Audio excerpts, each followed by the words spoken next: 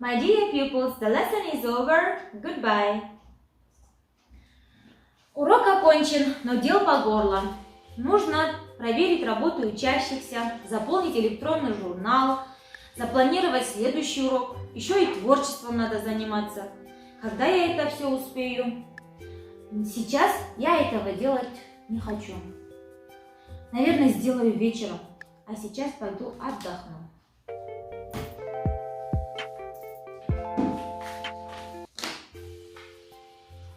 Бүгінгі істі ертеңге қалдырып, әр нәрсені сылтауратып, айналдырып жүріп алуды ғылымда прокрастинация деп атайды. Неге адам бір тірліктің көзін таппай күйбелеңдейді? Себебі ол өзінің туа бітті дарынына сеніп, бір демде алып қойып, біраз тірлікті тындырып тастаймын деп ойлайды. Сөз жоқ, шабытты адам біраз тірлікті бір демде алып қойып қопарып тындыруы мүмкін.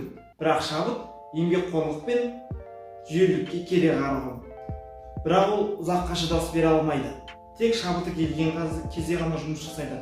Сосын қателеседі. Ал өзінің қателігіне басқаларды кінәлап, сыртынан жазалап тастайды. Ел ішінде жүрміз ғой, аштан өлмеспіз деген сияқты пәлсапалық ойларды айтып, өздерін ақтап алады. Тіпті кей жағдайларда қазақ тау қозғалса да қозғалмайтын халықпыз ғой деген ойларды айтып, бүкіл ұлтты жамандап тастайды. Бұл әрине қате ұғым. Көз қарасыңызды түзеңіз, ойыңызды өзгертіңіз, ойланыңыз.